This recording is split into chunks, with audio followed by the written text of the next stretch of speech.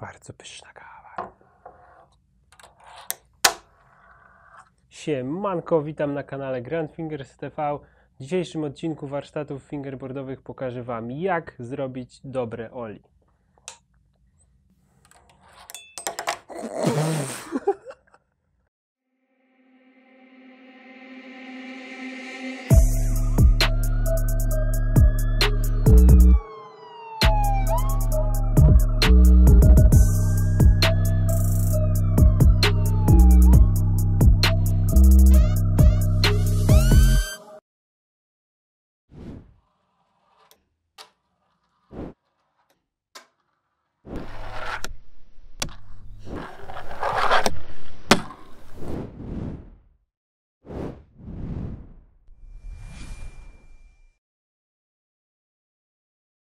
Pewnie zastanawiacie się w ogóle, klikając w miniaturkę tego filmu, dlaczego ten film jest taki długi. No bo każdy doświadczony rider myśli sobie, co to za filozofia oli. Przecież oli to się można nauczyć w 5 minut. No, z tego co zauważyliśmy, jeżdżąc po całej Polsce i robiąc warsztaty fingerboardowe dla dzieciaków i młodzieży, to oli wcale nie jest takie łatwe. Dlatego uważam, że nie ma nic gorszego niż krótki poradnik polegający na wytłumaczeniu komuś, no podbijasz tail i już. I deska leci w górę. Dlatego dzisiaj omówimy oli jak najbardziej szczegółowo i mam nadzieję, że wszystkie te informacje będą przydatne, szczególnie dla początkujących, ale może i niektórzy dzięki temu popracują nad stylem.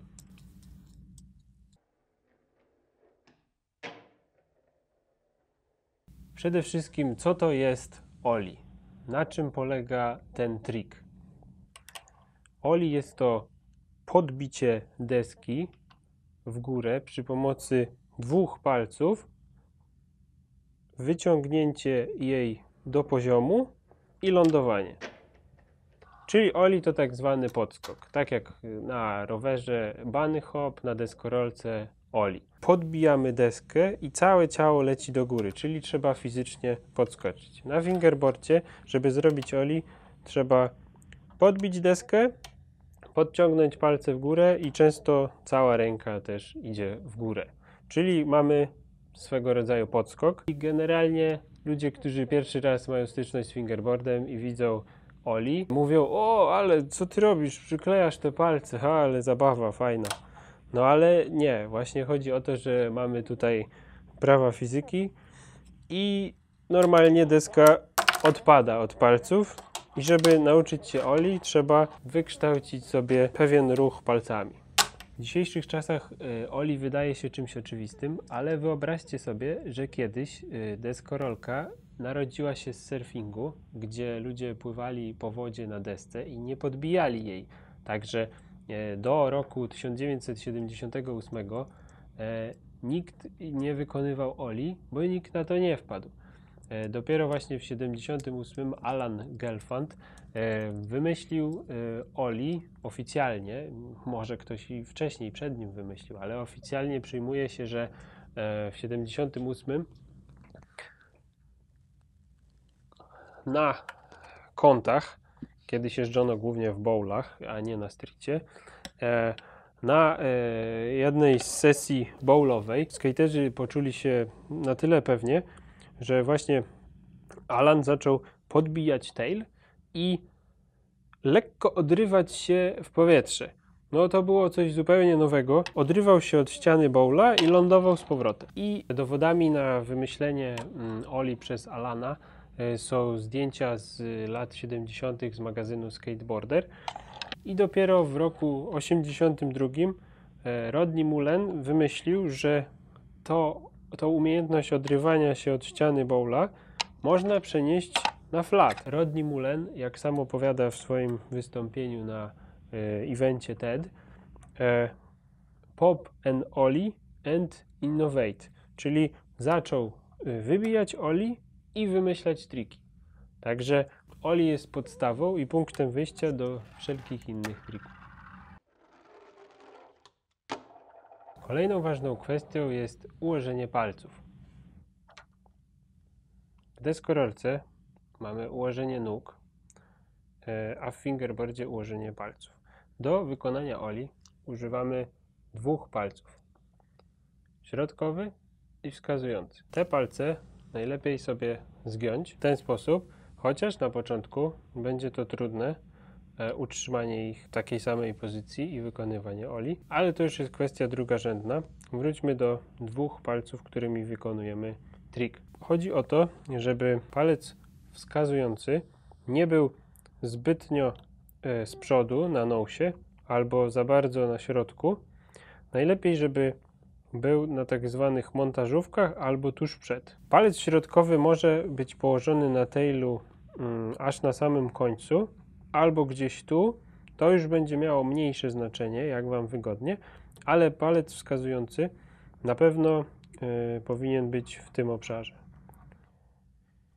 I generalnie oli można wykonać dosłownie z każdym ułożeniem palców, nawet tak,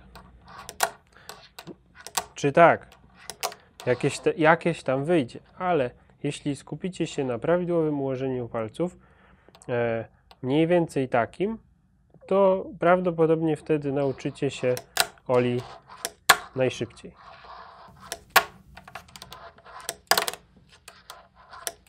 Oho, to się chyba wytnie. Większe znaczenie ma ułożenie ręki i palców w tej płaszczyźnie niż w tej. Tutaj jeśli będziecie sobie modyfikować to ułożenie tak jak Wam wygodnie, to nie będzie miało większego wpływu. Natomiast trzymanie palców w ten sposób, no to już jest problem. Tego na pewno nie róbcie. I tak samo aż tak wysunięte palce, to też może być problem.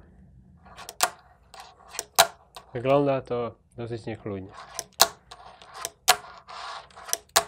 Chociaż może być łatwiej zrozumieć ten ruch wybicia i wypoziomowania.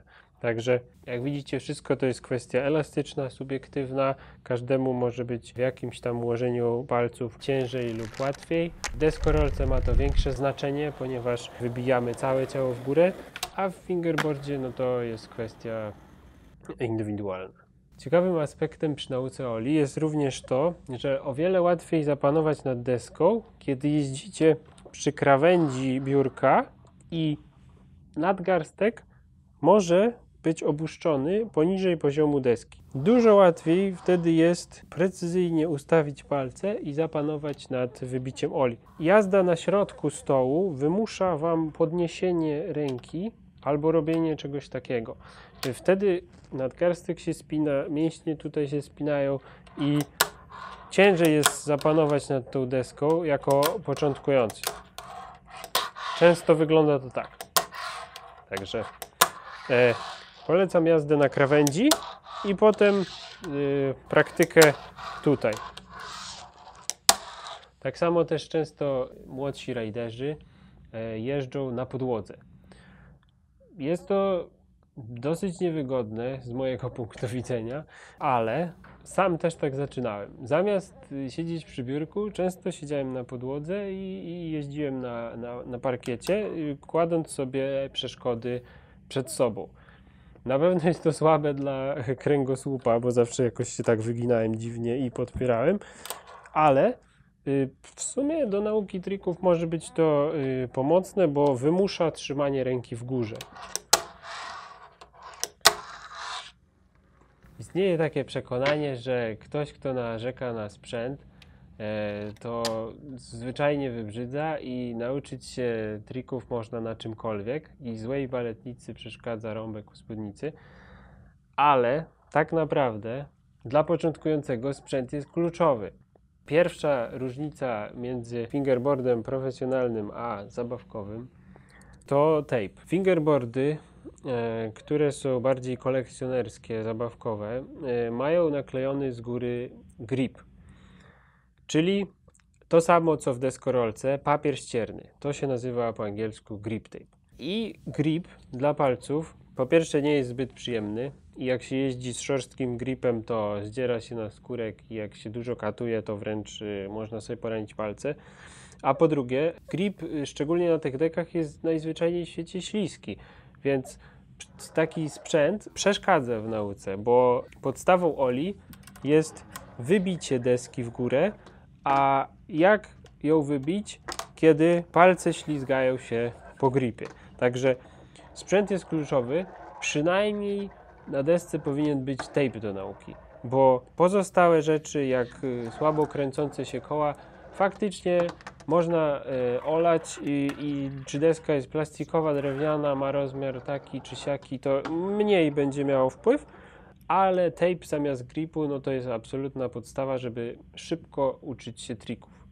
Na tech decku z takim gripem naprawdę ciężko jest mi zrobić oli, mimo że robię to oli od kilkunastu lat, to i tak sprawia mi to czasem problemy, jak nieuważnie wybiję trik na tech decku ze śliskim gripem, no to ta deska odlatuje sobie gdzie chce. Także sprawa sprzętu jest kluczowa. Tutaj mam taki deck totalnie już z kiosku, jakiś taki chiński za złoty 50.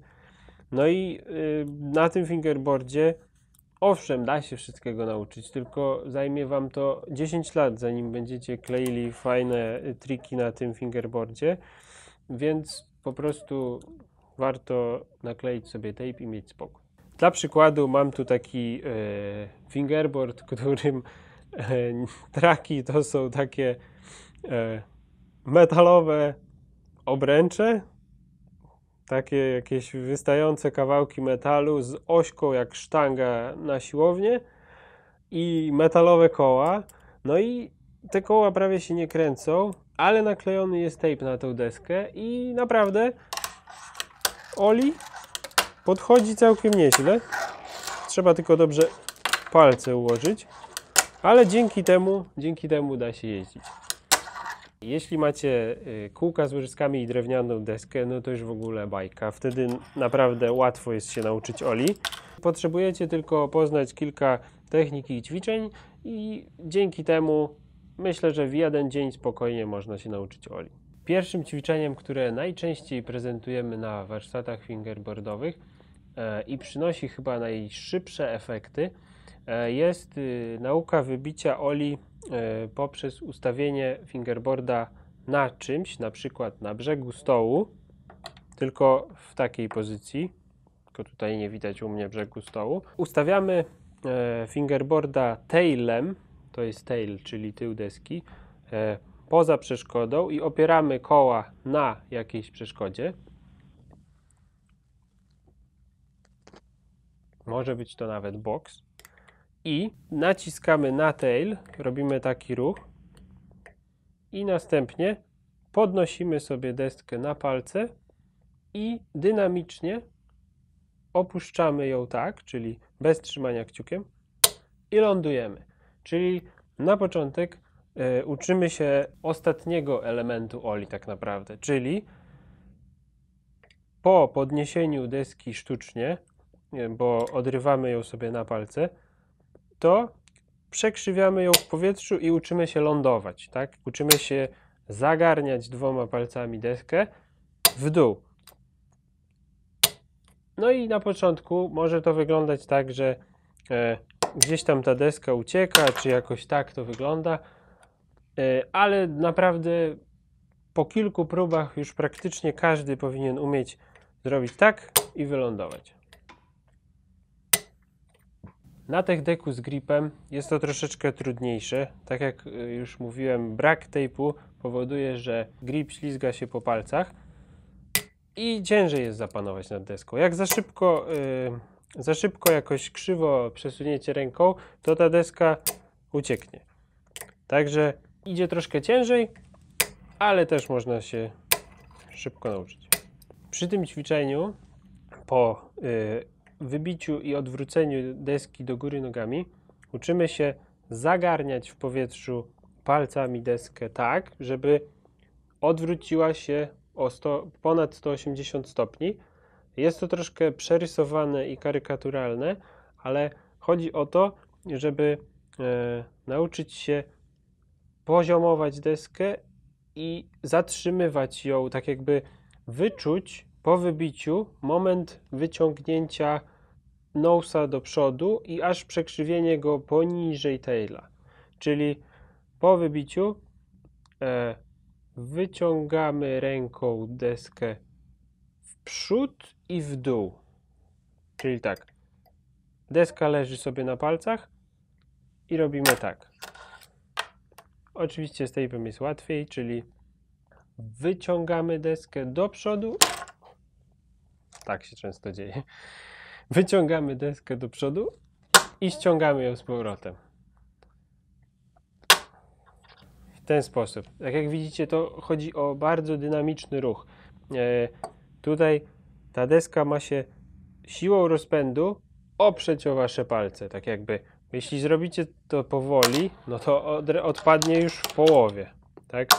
Bo nie jest przyklejona, więc chodzi o to, żeby zagarnąć i potem ściągnąć ją w dół, zanim odpadnie od palców. Chodzi o taką właśnie siłę rozpędu.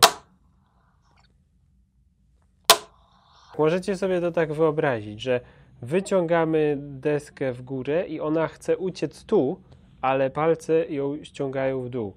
Dlatego ona wygląda, jakby była przyklejona.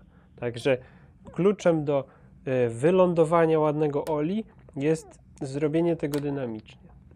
No i tutaj przechodzimy do kolejnego podpunktu.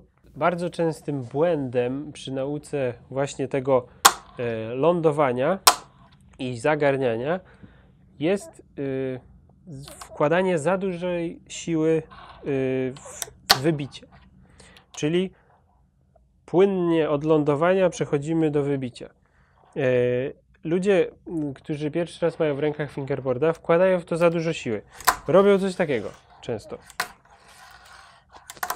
I chcą tak jakby, no nie wiem, nitro sobie takie włączyć, że to im pomoże. A chodzi o to, żeby wybić tą deskę, pozwolić jej pójść w górę i ściągnąć ją z powrotem w dół. Czyli oli polega na pozwoleniu desce podlecieć do góry i utrzymanie jej w ryzach dwoma palcami i lądowanie. Zbyt dużo siły przy wybiciu i potem przesuwanie ręką z całej siły, z dużą prędkością na pewno nie pomoże w nauce oli.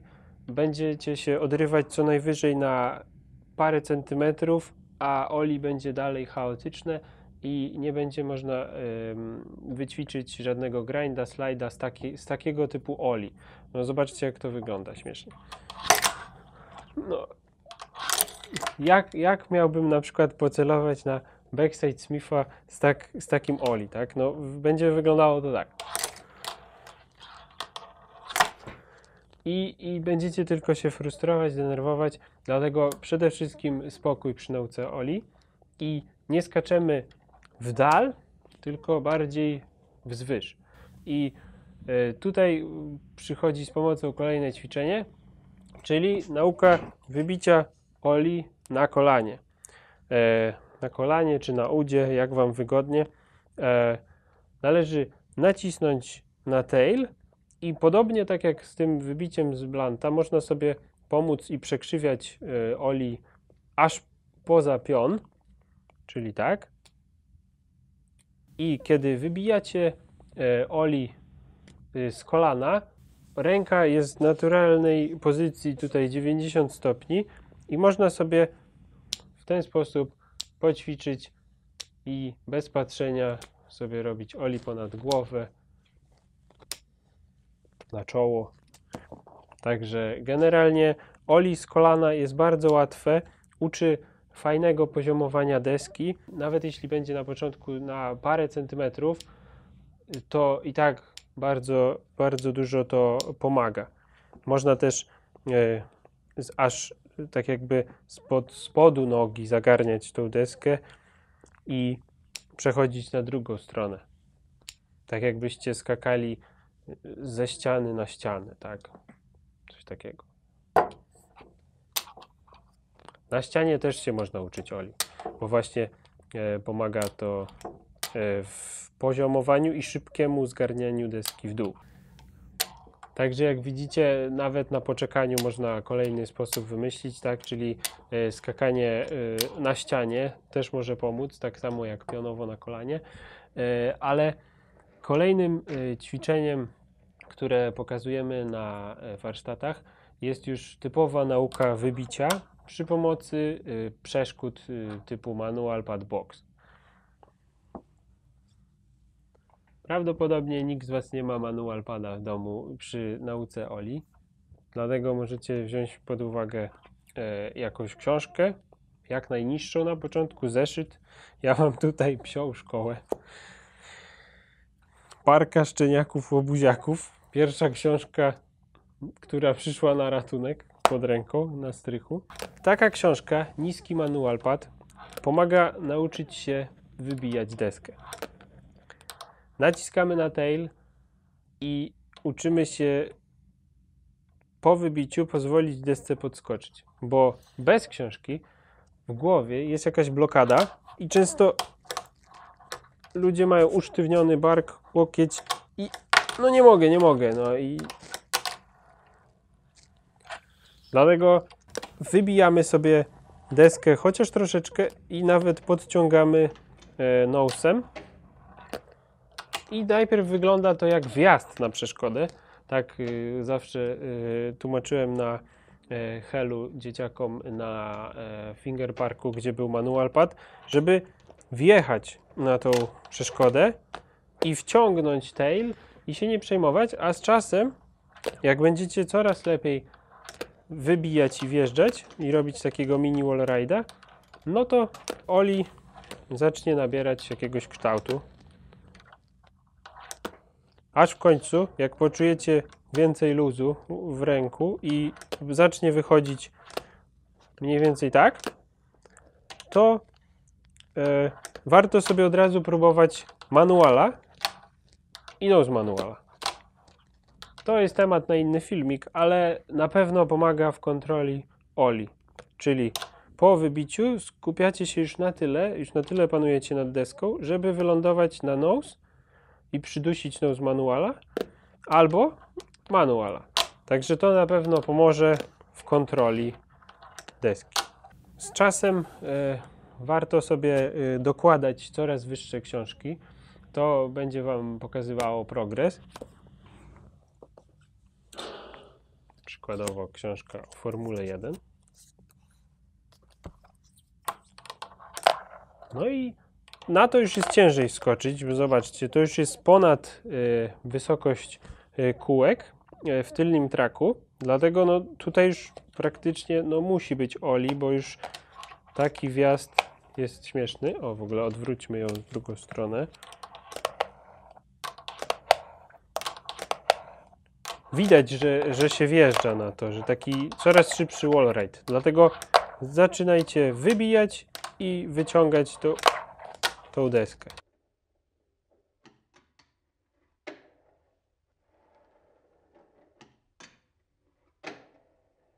Skakanie na coraz większą ilość książek na pewno pozwoli Wam monitorować poziom Waszego Oli, a najlepiej z czasem to przeskakiwać przez cały taki stosik książek. I pamiętajcie, róbcie to jak najspokojniej, jak najwolniej, czyli tak, robimy najazd i przeskakujemy. I w ten sposób przechodzimy do kolejnego ważnego aspektu Oli. Na deskorolce można się uczyć Oli w miejscu albo w jeździe. No i wiadomo, w miejscu jest dużo łatwiej zapanować nad równowagą, kiedy deska nie jeździ na boki. W miejscu wybijacie sobie w górę i pod nogami ta deska podlatuje. A na fingerboardzie łatwiej chyba jest się nauczyć tak naprawdę Oli w jeździe. Poprzez właśnie wjazd na książkę, poprzez wybijanie takie w dal całą ręką. Dlatego myślę, że to jest taka różnica z nauki z deskorolki i fingerboarda. I nauka Oli w jeździe jest bardzo ważna z tego względu, żeby nie robić cofki. Jest to taki termin po polsku wprowadzony przez riderów na forach. Na deskorolce jest to chyba niemożliwe wykonanie cofki. W każdym razie nieraz widziałem, jak ktoś przy okazji uczenia się Oli robił coś takiego.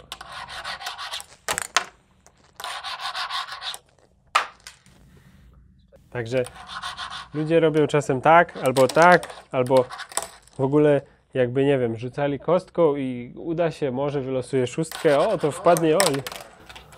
Co? Koła rozgrzewają, A, lepsze od wszystkich. jak właśnie, książka Formuła 1, sliki muszą być rozgrzane, koniecznie, także no, to jest bardzo duży błąd, którego ciężko się oduczyć.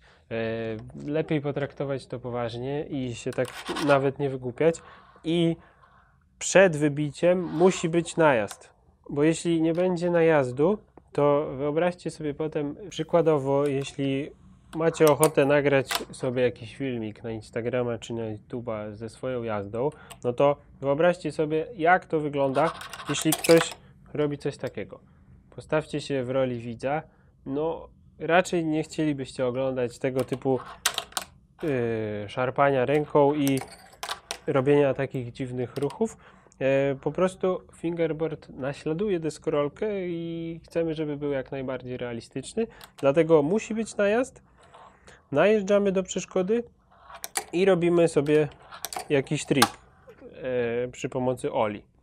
Także cofka jest dużym problemem. Jeśli ktoś właśnie cofa deskę przed wybiciem Oli, to potem będzie musiał się długo tego oduczać. Dlatego zwróćcie na to uwagę, róbcie sobie jak najdłuższy najazd.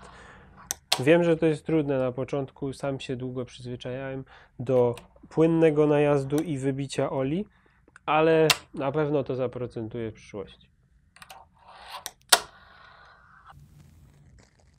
Weźmy sobie przykładowo taki quarter barrier. Jak widzicie, ma on dosyć wąską tutaj górę. Także teraz chciałbym na przykładzie tego omówić kwestię precyzji Oli. Po to uczymy się Oli, żeby wskakiwać na różne przeszkody i wykonywać slajdy oraz grindy. Wyobraźcie sobie, jaka to jest precyzja. Kiedy wskakujecie na Cruxa albo na nose grinda, różnica pomiędzy jednym a drugim trikiem to jakieś 5 mm. Jeśli jedziemy na środkiem traka po quarter barierze, na nose grindzie, po wybiciu Oli, a jedziemy na Cruxie, no to naprawdę to jest tylko taka różnica. Kolejny trik, właśnie nie wiem, jakiś Smith, czy blunt, czy nose blunt, cokolwiek, po wybiciu Oli, trzeba je odpowiednio skierować na przeszkodę. Dlatego na początku uczymy się Oli i lądujemy na 50-50. Najłatwiejszy grind. Albo jeszcze łatwiej, to w sumie najczęściej na obozach ludzie byli w stanie wykonać tuż po nauczeniu się wybijania Oli z blanta, wskoczenie na coś pod kątem 45 stopni na ukos, na board slide'a. To jest chyba pierwszy krok na przeszkodę po nauczeniu się Oli. No i właśnie dalej 50-50. Żeby wyrobić sobie taką precyzję tego Oli, warto sobie przestawiać przeszkody w różne miejsca i najeżdżać na różne sposoby. To jest temat na inny filmik, ale mamy najazd frontside, frontem do przeszkody, albo backside, tyłem do przeszkody i zobaczcie, że Oli jest zupełnie inne. Należy tutaj się wybić do przodu, tak lekko tail podbić i potem skierować deskę tu i z backside do tyłu. Dlatego Oli musi być opanowane do perfekcji z każdej pozycji, w każdą stronę, żeby potem nauczyć się nowych trików, tak? Przykładowo frontside tail slide, to już uczymy się Oli takiego ze 180. No i tym sposobem przechodzimy do kolejnego tematu. Oli zawsze ma w pewnym sensie jakieś wariacje, bo na wprost jest tylko część trików się wybija na wprost, albo się coś przeskakuje, załóżmy, na przykład Oli w kąt, ale już właśnie ten Crux, czy na przykład nose slide, to już jest Oli obrócone o 90 stopni. Oli, pamiętajcie, uczcie się najpierw jak najbardziej równo, wzdłuż jednej linii, na przykład jadąc sobie po cienkiej barierce albo wzdłuż stołu, tak, żeby nauczyć się precyzji. ale z czasem trzeba sobie zacząć kombinować i obracać rękę, ćwiczyć sobie frontside ollie, backside ollie, czyli obrót o 180 stopni po wybiciu deski. Ale to właśnie już są kolejne triki i tutaj tylko o nich wspominam, nie będzie wytłumaczonych dokładnie w całości. Kolejnym aspektem wykonywania ollie oraz jakichkolwiek innych trików na fingerboardzie jest styl. Ollie może być wykonane brzydko albo ładnie. Tak jakby styl definiuje się samemu, to jest bardzo subiektywna kwestia. Każdy ocenia styl inaczej i wyrabia sobie własny styl, ale są pewne uniwersalne, takie nazwijmy to niepisane zasady. Ollie, które jest wykonane w ten sposób i przeciągnięte i wylądowane, jest nazywane, w sumie głównie się mówi tak o kickflipie, rocket kickflip, czyli takie pionowe ollie. No jest dosyć brzydkie. Jak sobie odpalicie jakieś filmiki na deskorolce i ktoś robi tak, no wygląda to dosyć amatorsko. Dlatego na fingerboardzie to też wygląda słabo. Bierzemy przykładowo jakąś przeszkodę do przeskoczenia i naprawdę fajnie, stylowo wygląda ollie, które jest wybite, wypoziomowane i jeszcze w taki ninja sposób przekrzywione, tak jak właśnie ludzie czasem wyciągają daleko przednią nogę na deskorolce i się składają lekko w bok. Także mniej więcej wygląda to tak. Pamiętajcie, że fingerboarding powinien być jak najbardziej realistyczny, żeby fajnie wyglądał potem na nagraniach. Także używajcie często wyobraźni do porównywania go z deskorolką. Tutaj po wybiciu ollie na taką wysokość, to już w sumie, jeśli narysowalibyśmy sobie tutaj ludzika, to przeskoczylibyśmy kolegę na wysokość 2 metrów. Także wysokie ollie może i dobrze wygląda, ale zawsze dążymy do realizmu i najlepiej robić ollie najniżej jak się da, szczególnie przy nagraniach. Wybijanie ollie na taką wysokość może być wygodne i komuś się tak fajnie jeździ, jeśli robi to stylowo, no to wszystko jest ok. Tylko to jest moja personalna opinia, że dużo ładniej wygląda ollie tuż nad przeszkodą. Obecnie jest taka, bym powiedział, moda na Instagramie, żeby triki robić maksymalnie nisko, jak się da. Jeśli ktoś wybija sobie ollie wysoko i robi to stylowo, to naprawdę jego sprawa i może tak robić. Ja nikomu nie zabraniam wybijać ollie wysoko, tylko że po prostu obecnie jest moda na niskie spoty, na stylowe triki wybijane jak najniżej i od razu łapane na przykład na grindy. Jest to zupełnym przeciwieństwem do filmików sprzed 20 lat, gdzie macie jakieś archiwalne nagrania Black Rivera czy z Fast Fingers, gdzie parki były z takimi kątami i ludzie wybijali się do poziomu swojej twarzy. No teraz wygląda to zupełnie inaczej i można jeździć tak jak kiedyś, ale chyba obiektywnie fajniejszy jest taki realizm i zachowywanie proporcji w wyglądzie trików, tak samo jak w wyglądzie miejscówek i sprzętu. Więcej o stylu można by mówić przy już poszczególnych trikach typu kickflip, 3-6 flip, gdzie z deską więcej się dzieje. Przy ollie głównie styl właśnie wyznacza najazd, wybicie, wypoziomowanie i tego typu szczegóły, więc więcej w sumie nie można omówić, ponieważ na deskorolce za pomocą ollie przeskakuje się, załóżmy, schody czy gapy, gdzie wygląd tego ollie ma kluczowe znaczenie. Rajderzy pracują nad wyskokiem i starają się robić jak największe ollie. Także no tutaj fingerboarding rządzi się własnymi prawami i raczej nikt nie przeskakuje jak największych schodów, bo tak jak już mówiłem, no ogranicza nas długość ręki. Wygląda to raczej śmiesznie niż fajnie, także raczej w fingerboardzie dążymy do realizmu i takiego niskiego, fajnego, płynnego stylu.